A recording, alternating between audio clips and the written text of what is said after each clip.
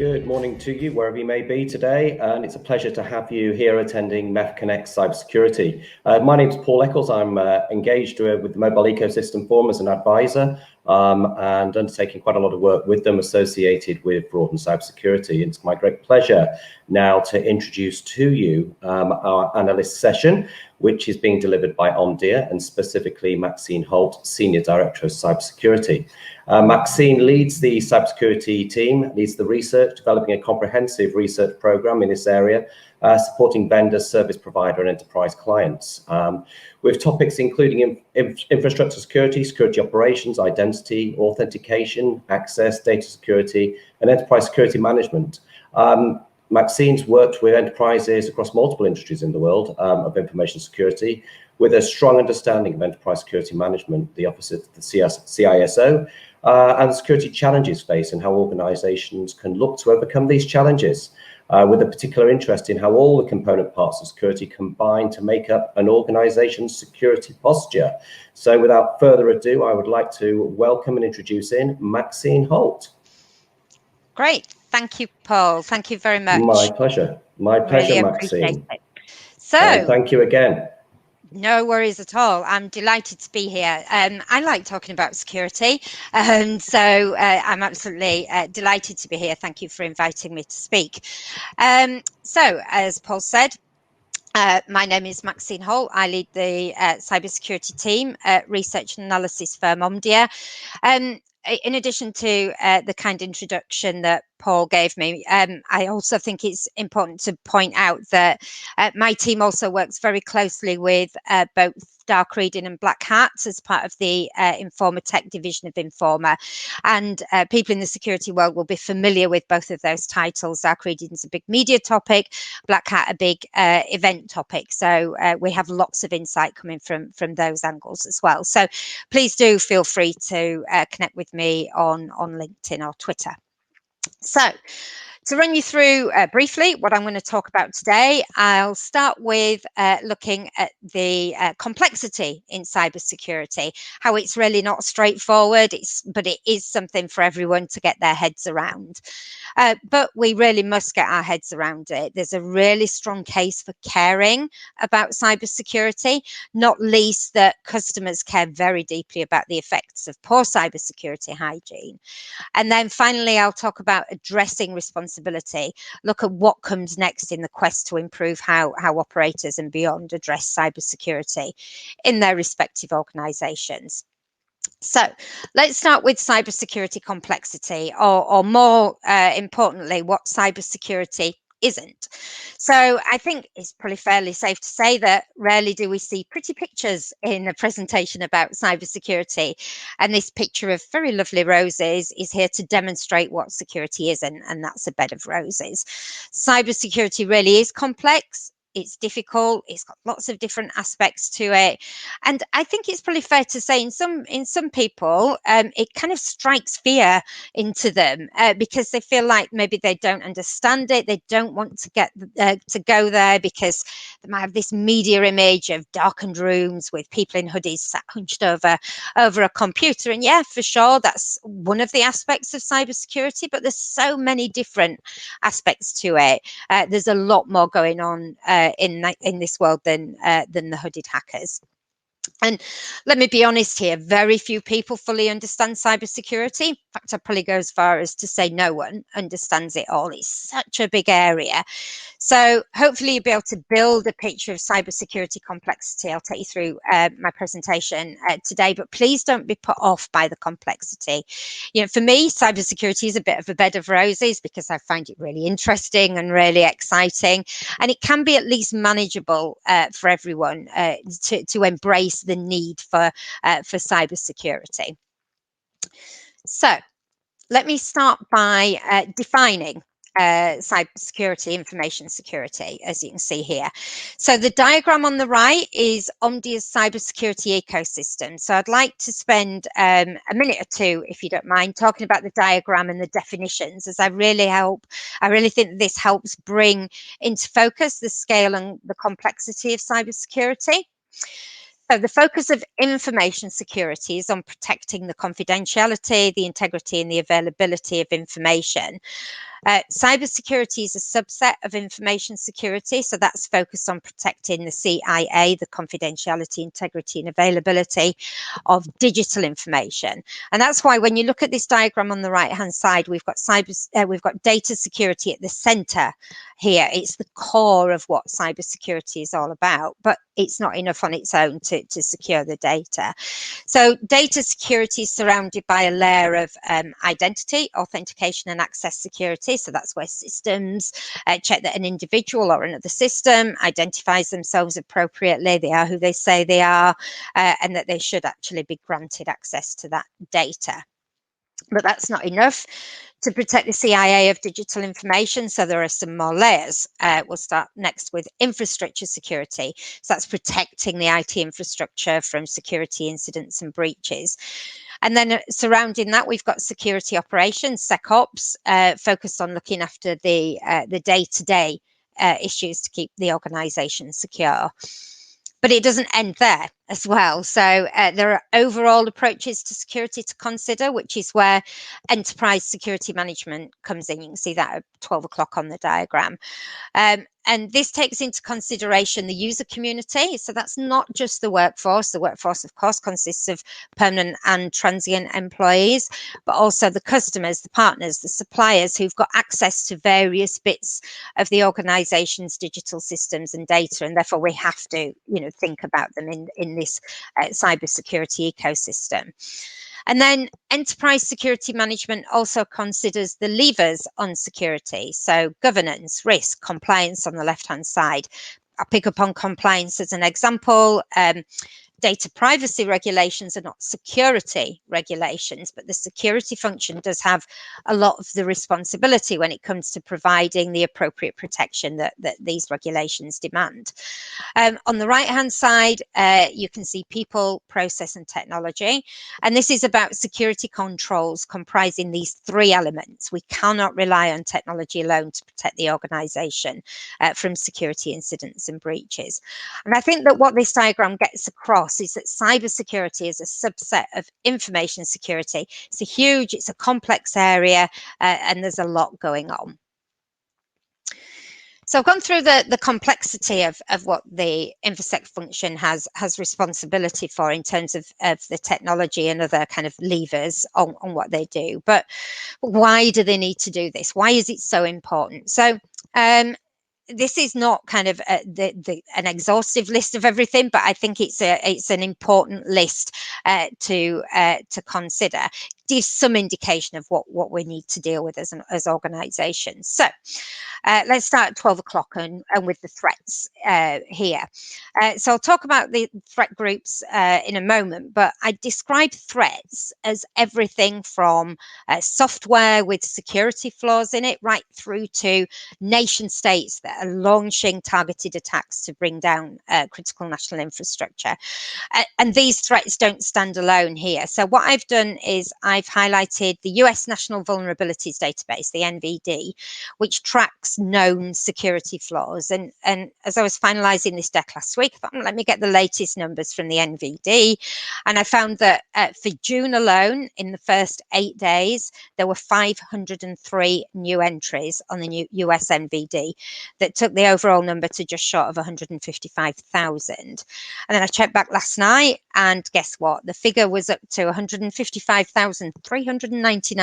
So there's now over 1,000 new flaws discovered in June alone. So that's kind of the sort of thing that we're facing as organizations. So next on the list is customers, citizens, if you're a public sector organisation as well, of course. These are the individuals, the organisations that we're all in business to serve. So I'm sure that, use an example, vast majority of us use online banking. And for us to be able to do this, we need access to some of our bank systems and data. But no one else should ever have access to our data. We trust our banks to ensure that data is kept secure. And I think this level of trust is expected by customers. We don't expect any organisation that holds data about us, whether it's our bank, our healthcare provider, or even our mobile network provider, to enable anyone else to have access to that data. So next we've got compliance, and I mentioned this on the previous slide as well when I was talking about privacy legislation. So globally, there's so many pieces of regulation and legislation, it can make the mind boggle, quite frankly, and more to the point, organizations throw their hands up in the air and they say, what do you want us to do now? But this legislation is there for the good of customers. I have to be honest, I confess, I'm a big fan of the GDPR and the UK Data Protection Act. You know, the implementation of GDPR certainly saw a lot of organisations paying more than lip service, to be perfectly honest, to data privacy. Many still do approach GDPR as a tick box exercise, but many more have really upped their game in the data privacy stakes. And of course, this is far from the only piece of legislation on the cards. So I'll move next on to the skills shortage. So we'll get an update in the next month or so on the state of the cybersecurity workforce. But for now, I'll say that the changes that were brought about by 2020 means that security experts with skills, expertise, qualifications, in particular in cloud security, because of the acceleration of cloud journeys, they're really highly sought after. And therefore, they're hugely expensive and often not in the reach of regular organizations. I think what we find very much is that everybody's fishing in this same tiny pond for these individuals, and because they're so few and far between, as I've said, you know, they're pretty expensive. Next, we've got supply chain. So the supply chain can certainly make our brains hurt as we, you know, try to grapple with kind of not only third parties but fourth parties and fifth parties in the supply chain, and you know, the supply chain itself is this huge ecosystem of its own. It's frequently organizations are digitally connected through the supply chain. You know, and what does that do from a cybersecurity perspective? It really expands the opportunity for compromise.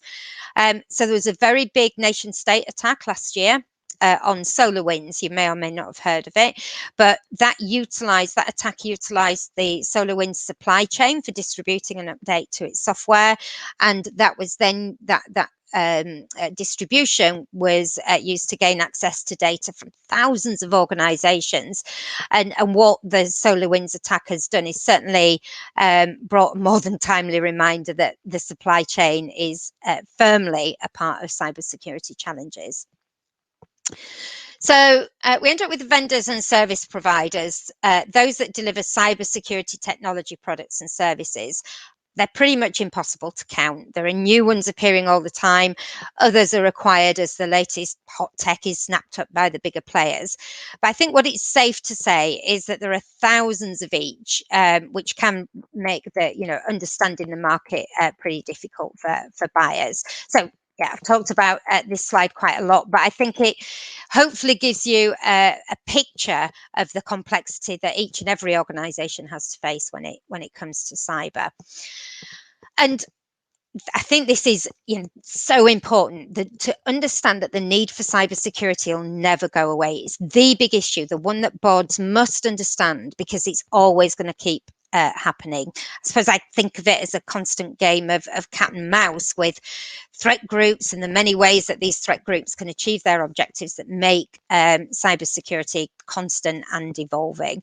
So I'll start with the threat groups. They do exactly that. They threaten our organizations. So it's not an exhaustive list, but we can start with nation states. So the SolarWinds attack that I've just mentioned was nation state sponsored. There are many more. There was, you may recall the Sony hack of quite a few years ago now that was attributed to North Korea. So the nation states can be after anything from making a quick buck from ransomware right through to causing catastrophic failure of critical national infrastructure. Next on the list, we have organised criminal groups. These can include extremist groups that use cyber attacks to fund their activities. So insiders are next, and we mustn't think of insiders as just malicious insiders out to do harm. Insiders can also be sloppy or negligent. They're not following process properly, or they're cutting corners.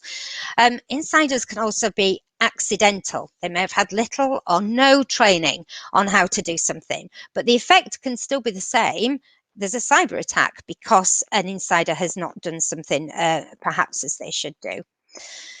Then come on to the unscrupulous competitors, those who might want to disrupt your organization, steal some confidential information, perhaps, that might give them a head start in a competitive environment. There's hackers and activists. Hacktivists are in next. So hackers, again, might be out to make a quick buck. Hacktivists typically have an agenda that they want to further. It might be a social agenda, a political agenda, and so on.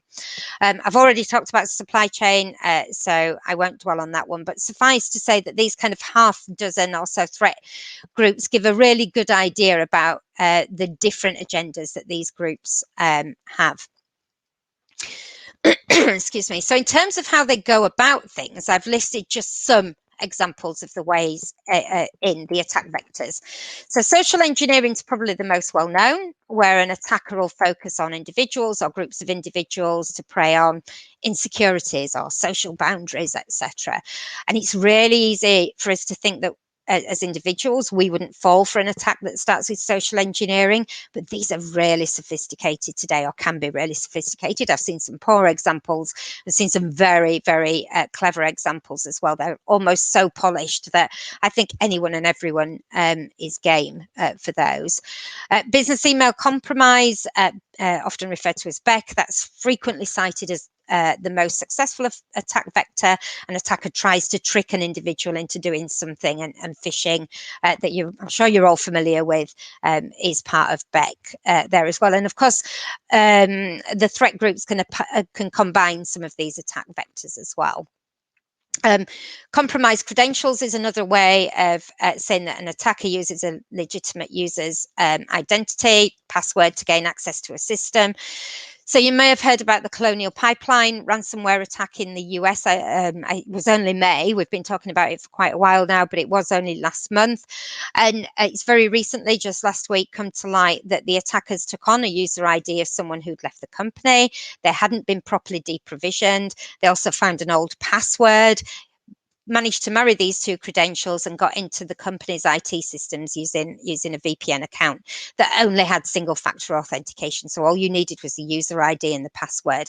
And by doing that, they brought down a fuel pipeline in the US. So it's, really, when they're determined, the threat groups can absolutely find ways in.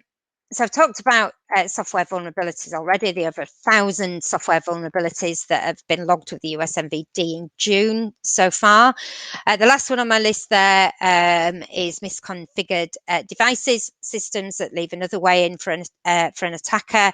There was Capital One breach a couple of years ago, where an employee of Capital One misconfigured an Amazon Web Services instance, and that allowed an attacker to copy a lot of data about Capital One customers. So as you can see, all these different groups using a range of attack vectors that are attacking organizations. Mobile operators are no different. And we could even argue that they're more of a target than many other organizations because of the role played in critical national infrastructure. The need for cybersecurity is never going to go away, not until the attackers stop attacking. And that's sure as heck not going to happen. So what's the case for caring? Why should we care about all this? We know all this is a problem, but why should we care? So I want to start talking about here about innovation. And 2020, of course, didn't only change the way that we all do work, still working from home right now, but it also changed the ways in which organizations engaged with customers. And I think, one of the things that was quite clear, came across last year very much, is that organizations don't stand still. So every year, Omdia conducts its ICT Enterprise Insights Survey. Last year, we had the opportunity to ask about COVID because of the timing. And this chart here shows the impact of COVID-19 on technology. So I filtered the results for telco organizations, which was the lowest segmentation I could achieve. And on the right-hand side of the slide here, I've highlighted the statistics at a global level, and then highlighted them specifically for the telecoms sector. So globally, we can see that the transformation of customer experience at the top of the chart is significantly more important for over 3/4 of survey respondents. It's the leading technological impact from COVID-19, and that's because innovation had to continue last year. and is very much continuing this year. Organizations that can have had to evolve, even change the way they do business, and customers absolutely at the heart of that business. The creation of digital capabilities is second on the list. That's because transforming customer experience, of course, needs the creation or extension of digital capabilities. So that was kind of to be expected as well. And then encouragingly, the management of security, identity and privacy is third on the list. And we can't have transformative work going on in an organization without appropriate consideration being given to security and privacy. When we drill down into the telco sector's results, I'm really pleased to see that the management of security, identity and privacy comes before everything else in terms of COVID's impact on tech. So hopefully that's pretty clear recognition in the sector that something needs to be done here. So what do the threat groups want? We need to think about why they might be attacking your organization. So just bear with me 1 second. I'll start with the intent to cause disruption. This can be anything from a temporary interruption right through to the catastrophic failure of critical national infrastructure. The impact of an attack can be really high and far-reaching for mobile operators. So back to the Colonial Pipeline attack from last month. It was an intentional attack, but came about mainly because of the supposed, I suppose you call it, good luck of the attackers in finding a user ID and password that could give them access and allow them to launch their ransomware attack. But just imagine if that attack had been timed to happen with an attack on a mobile or cellular networks in the same region and perhaps a water treatment plant at the same time. These have all happened, but all separately. What if they'd been coordinated? What if the attackers had had even more malicious intent and managed to set up a coordinated attack? It's all too real a possibility and could result in serious civil unrest. Surveillance is the next potential intention behind attacking mobile operators, but of course the point of surveillance is that the operator is unlikely to know about it. The attackers operate as long as they can undetected, and certainly frequently for long periods of time. They can dwell in systems for a long time. The most well-known intention of attackers is to steal or copy customer data, usually personally identifiable information or PII. Pretty much every organization stores PII about customers or employees, and that makes it an attractive target for a cyber attack because the data can be put up for sale on the dark web or it can be held to ransom. Ransomware was huge last year, continues to be big this year. More than half of organizations have actually been subject to a ransomware attack. And so it's of great concern for organizations. And then the last area of intention is to steal confidential information. So you might also call that industrial espionage. Relevant to organizations across most sectors, focuses on stealing information that's going to be used for competitive or other advantage. So these intentions are not mutually exclusive. So the intention to cause disruption might be enabled by the theft of customer data, for example. So there's also some significant regulatory and related drivers in the cybersecurity mix. So I highlighted some examples here: the EU GDPR, the UK law with the Data Protection Act. There's the EU NIS directive. NIS 2 is under discussion right now, being put forward. And it explicitly states to address the new challenges brought about by the expansion of the threat landscape. I'm sure you're all very aware of the upcoming UK telecommunications security bill. I think is going through the House of Lords right now. So lots and lots going on. I've highlighted ISO 27011, Code of Practice for telecoms organizations that's based on 27002, I think, and these are all just some examples, a whole raft of standards and regulations and so on and so forth. These regulations are here to I suppose you could argue, to address the failures of organizations for their records in cybersecurity. I've highlighted the last published ENISA annual report on telecom services security incidents. It was published in July last year, so the one reporting on 2020 will be published next month, I imagine. Covered incidents from 2019 and found that quite a significant number of hours. A huge 479 million user hours were lost in 2019 because of system failures as a result of security incidents in that year.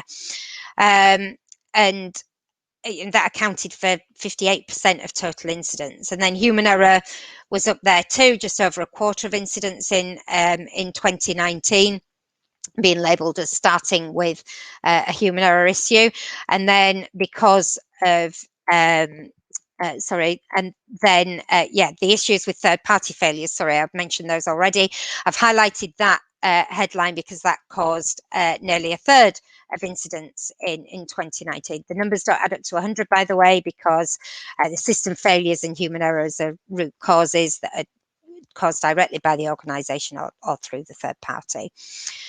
So the telco sector is certainly not on its own when it comes to being unable to prevent security incidents and breaches. But I do think a report such as that ENISA one does make pretty sobering reading for the sector, and certainly numbers that should be taken seriously at the very top, quite honestly. So here are a few examples of headlines that we've seen recently relating to the telco and mobile sector. And, you know, the telecoms outages, security breaches are headline news. And really, organisations want to avoid being the subject of the next headline, and that's because they want their their customers to trust them. Trust is made up of any number of components, certainly subjective. And you know, we could think about share price as one element of trust. It definitely has an impact on it, even if it's only temporary. But we really do want our customers to trust us. We want these organizations that we work with to look after our data and be available as well. So now we can move on to, excuse me, addressing responsibility. And I'm going to start with a question about quite how seriously the telecom sector and mobile ecosystem is taking cybersecurity. So I've mentioned the Omdia ICT Enterprise Insights Survey. One of the questions that we ask every year is how well organisations are doing on having a proactive approach to cybersecurity and digital risk. And we found that globally, across all sectors, although around 43% of organisations either have a fully developed proactive approach or are well advanced, that still leaves 57% with a substantially inadequate approach, and that number varies little year on year. So if we then dig into the telco sector, that presents a worse picture. So just 11% of organisations in this sector have a fully developed proactive approach, a further 27% with a well-advanced approach. So that leaves nearly 62% with this substantially inadequate approach, and that's 4.5% behind the global average for all sectors.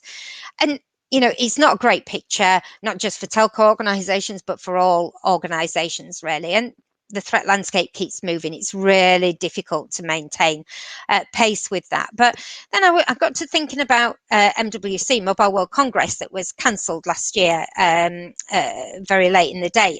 I was going to go to my first Mobile World Congress because security and privacy was one of the big topics of the event. So I was really looking forward to connecting with organisations there, but that was the only topic, and I think there were 8 in the list of the big topics. It was the only topic that didn't have a sponsor, which I found hugely disappointing. It gave me the impression that you know, a lot of organisations really didn't care that much about security and privacy, or didn't want to put money behind security and privacy. Sorry, I've just flicked forward a little bit. Just bear with me 1 second while I get back to it. There we go. Yeah, it really did make me think about, you know, quite how seriously we were taking security and digital risk. So there's lots of issues like that. I think it feels to me very much like something that telecoms companies as a whole feel they have to do, rather than something that they want to do. That's not, you know, the same across the board, but it certainly shouldn't be something that we just feel like we have to do. It should be something that we really want to do. So I've already given you a sneak preview of the slides. So this is where I think we should start, right at the very top. Security is a cultural issue. It's not just about the technology. It must be incorporated into every aspect of the organization's operations. It's not an afterthought. It's not just an expense. A lot of large organizations allocate budget to fines to deal with non-compliance of, let's say, GDPR or whatever. I'm not an accountant. I do appreciate that is good accounting practice, but shouldn't we be investing, money where it's needed into cybersecurity so that the fines and the costs are at least less frequent, and we're being more proactive when it comes to cybersecurity? It's about cybersecurity becoming part of the DNA. That then provides some differentiators against the competition, because what you're doing as an organization is making your services more reliable, more secure, and more trustworthy than competitors. And this isn't only about a top-down approach, it's organization-wide. We need to be thinking about it across the workforce as well, not just an awareness campaign, a tick box approach. It's really not about that. It's about educating the user community, including your customers, your partners, your suppliers, as well as the workforce, about cybersecurity practices. So taking responsibility and building a culture of cybersecurity requires one person to lead it. So if you think back to the target diagram, the Omdia cybersecurity ecosystem, there's lots of cybersecurity aspects and influences on security that kind of circulating around the outside. So this proposed structure here is purely from a cyber perspective to enable the organization at the board level not only lead the development of cybersecurity as a cultural issue, but also take responsibility for cybersecurity with a chief cybersecurity officer. So you can hear that the C-suite, including the CISO, the Chief Information Security Officer, the CIO, the CRO, many more, the Chief HR Officer, for example, isn't on there, all would have a dotted line into the Chief Cybersecurity Officer. Why do we need to do this? Because without someone to call the shots across the organization, then it's going to be so much more difficult to build and develop a cybersecurity culture. And then the Chief Cybersecurity Officer will report into the CEO, reporting into the CEO, means that then the CEO is taking responsibility on behalf of the board for this huge issue, and it can affect everything from corporate revenue, company reputation, trust in the organization. So I feel that this is a structure that organizations should very much be considering. So once you've got your Chief Cybersecurity Officer in place, then there are kind of three non-technical areas that I'd recommend for consideration, probably, let's say, in the first 100 days. I'll run through these very quickly because I'm cognizant of time. I've only got about 5 minutes left. I'll start with awareness and education. I touched on this very briefly. This kind of once or twice yearly tick box exercise is something that, quite honestly, employees find frustrating. You're limiting it to your employees, of course. It does little or nothing to change attitudes to cybersecurity, and that means it doesn't improve the organization's security posture. So with cybersecurity as a cultural issue, we need to extend awareness programs, change them into educational programs. They're targeted, they're focused on changing behavior to become more security positive. And it's no overnight fix. These are multi-year programs, but the need for cybersecurity never goes away, and so behavior has to be changed. The second area is around security skills, and that's because there'll always be a security workforce shortage. I've talked about that briefly as well. Don't keep fishing in that very small pond that's got very few well-qualified cybersecurity people. Focus on upskilling your existing staff. Take on those who are perhaps less experienced than you might like, but have the aptitude and the attitude to become the employees that you'd like them to be. Yeah, sure, you'll lose some along the way, but you'll retain more as the organization becomes more recognized as a great place to work. The company invests in retaining employees. And then, of course, you'll improve your security posture from within. And then the third area for consideration is a move from just talking about cybersecurity and stop paying it lip service to instead developing this culture of cybersecurity internally, which then translates to the demonstration of trust externally. And I think the role of Chief Cybersecurity Officer is where this starts. I've used the example here of the adoption of standards, etc. But this demonstration of trust externally is so important. I'll quickly move on to the categories on the right-hand side here. These are just some examples of areas where a cybersecurity program is needed. They're not mutually exclusive areas.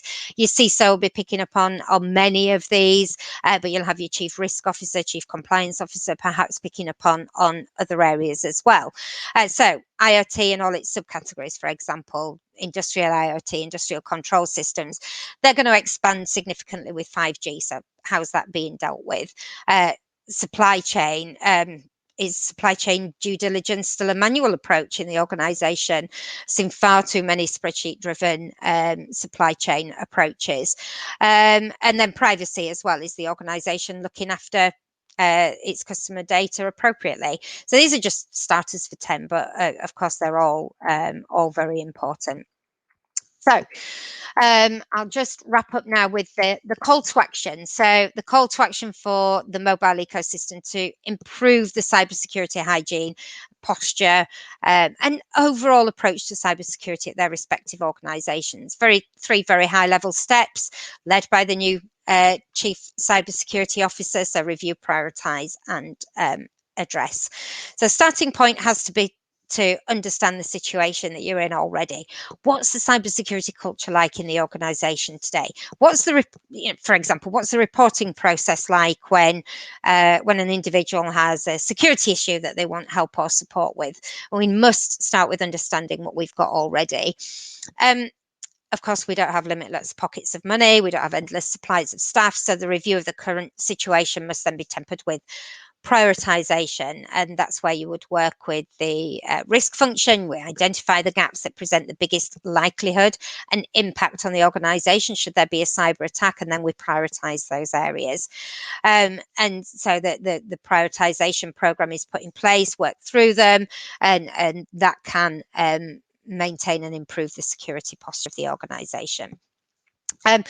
Addressing and deploying the changes is the next step. So, of course, that's going to be a multi-year program, but it eventually evolves into this kind of state of being in the organization as it becomes kind of more security positive. Cybersecurity is embedded into its DNA.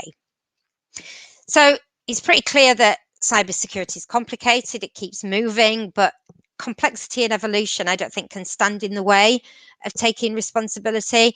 And I think mobile operators and everybody operating in the area have to take the bull by the horns, so to speak, focus on improving protection for their enterprise customers and consumers. Okay, thank you very much. I think I've run right up to time. My apologies for that. But thank you very much. And if we've got any time for questions, Paul, I'd be delighted to take them. Yeah, obviously, thank you very much indeed, Maxine. That was a fabulous presentation. Really appreciated. And obviously, you and I spoke about culture in the lead up to this.